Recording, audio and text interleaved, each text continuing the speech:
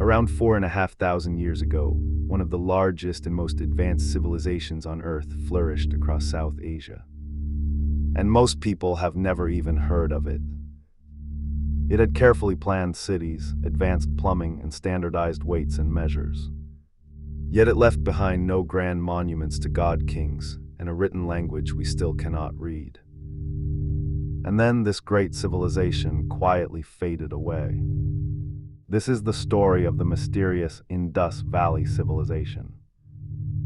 Welcome to Curio Hour, where we uncover the strange, the unsolved, and the unforgettable. Today's story: the Indus Valley Civilization.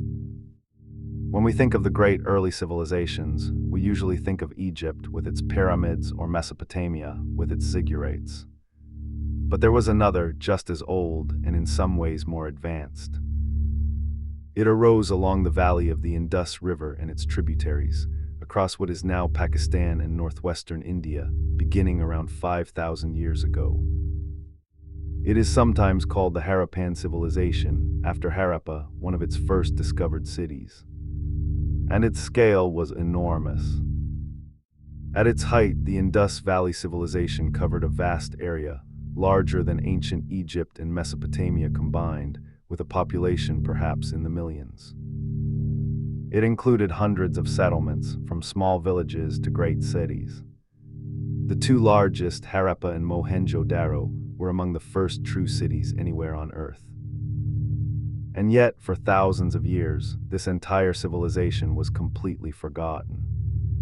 Buried, lost, and unknown, even to the people living above its ruins. It was only rediscovered in the 20th century, when archaeologists excavating ancient mounds realized they had found not just an old town, but a vast, lost civilization. And what they uncovered was astonishing, because these were not crude early settlements. They were among the most carefully planned cities in the entire ancient world.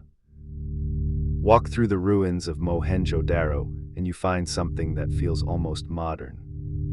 The city was laid out on a grid, with streets crossing at right angles. This kind of careful urban planning, with organized blocks and wide main streets, suggests a society with strong central organization and a clear shared vision. The buildings were made of standardized, kiln-fired bricks, all in consistent proportions, used across the whole vast civilization. A remarkable degree of standardization. But the most impressive feature of all was the plumbing. The Indus cities had some of the most advanced water and sanitation systems of the ancient world. Many homes had their own wells, bathing areas, and even private toilets, connected to a sophisticated system of covered drains running along the streets. Wastewater was carried away through these covered drains, keeping the city clean. This is a level of urban sanitation that much of the world would not achieve again for thousands of years. At Mohenjo-Daro, there is a famous structure known as the Great Bath. A large, watertight, brick-lined pool, possibly used for ritual bathing. It is a marvel of engineering, carefully sealed to hold water, with steps leading down into it. It speaks of a society that valued cleanliness, ritual, and public works. But here is where the Indus civilization becomes truly mysterious. Because for all its sophistication, it is missing things we expect from a great ancient power. In Egypt and Mesopotamia, we find enormous palaces, royal tombs stuffed with treasure, and giant monuments glorifying powerful kings and conquering armies. But in the Indus Valley, archaeologists have found almost none of this. No grand palaces, no royal tombs, no giant statues of god kings towering over the people. There are no obvious signs of a powerful ruling class living in luxury while the masses toiled. The homes, while varied, do not show the extreme gulf of wealth seen elsewhere. And perhaps most strikingly, there is very little evidence of warfare. Few weapons designed for battle, few fortifications clearly built for war, few depictions of conquest or violence. This has led to a fascinating, if debated, idea. that the Indus Valley may have been a remarkably peaceful, equal society, without kings, without slaves, without constant war. Some imagine it as a civilization run by merchants and councils rather than warrior kings, focused on trade, craft, and orderly city life rather than conquest and glory. We should be careful not to romanticize it too much. But the contrast with other ancient powers is real and striking. The Indus Valley feels strangely, refreshingly different. And yet, frustratingly, we cannot ask them about it. Because the single greatest barrier to understanding the Indus Valley is that we cannot read their writing. The Indus people did have a script. We have found thousands of short inscriptions, mostly on small carved seals, made of stone, often featuring beautiful animal figures. These seals show creatures like bulls, elephants, tigers, and a mysterious unicorn-like animal, alongside rows of symbols. They are exquisite and utterly silent. Despite a century of effort by brilliant scholars, the Indus script has never been deciphered.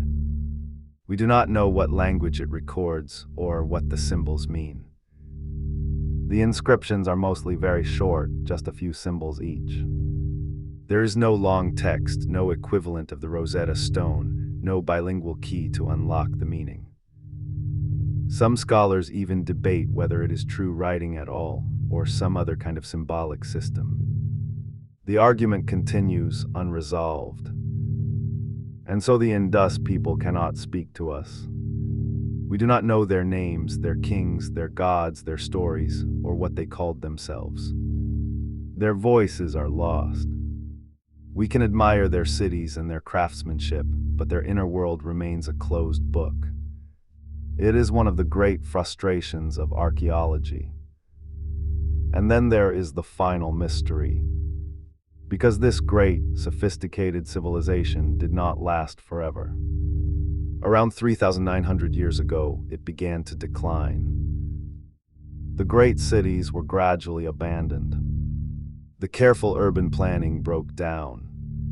The sophisticated drainage and standardization faded. The script fell out of use.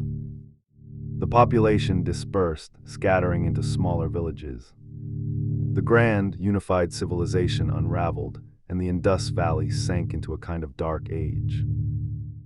For a long time, the favorite theory was a violent invasion. The idea that warlike newcomers swept in and destroyed the cities. But the evidence for a great invasion is weak. There are no clear signs of widespread war and massacre at the moment of collapse. The decline looks more gradual, more like a slow fading than a sudden conquest. So if it was not invasion, what was it? Increasingly, scientists point to the one force that gives life to a river civilization and can take it away. Water and climate. The entire civilization depended on its rivers and the seasonal rains that fed them, watering the crops that supported millions of people. And around the time of the collapse, the climate of the region appears to have shifted. The vital monsoon rains weakened, and a long period of drying set in. Rivers may have shifted course or dried up. One great river that once flowed through the region is thought to have dwindled away, taking the settlements along it with it. As the water failed and the harvests shrank, the great cities could no longer sustain their large populations. People were forced to move eastward and toward more reliable water. It was not a sudden apocalypse, but a slow, grinding decline, as the environmental foundation of the civilization crumbled beneath it over generations. The people did not vanish. Their descendants lived on, and their legacy flowed into the later cultures of South Asia. But the great unified civilization of the Indus was gone. Its cities crumbled and were buried, its script forgotten, its very existence lost to memory, until the archaeologists of the modern age dug it back into the light. Today, the Indus Valley Civilization stands as one of the great lost worlds. A civilization that, in some ways, was ahead of its time, and yet remains tantalizingly out of reach. We can walk its clean, ordered streets and admire its plumbing and its art. But until we can read its silent script, its people will keep their deepest secrets. An advanced, peaceful, and orderly civilization that rose along a river, flourished for centuries, and then quietly faded into the dust of time. The Indus Valley.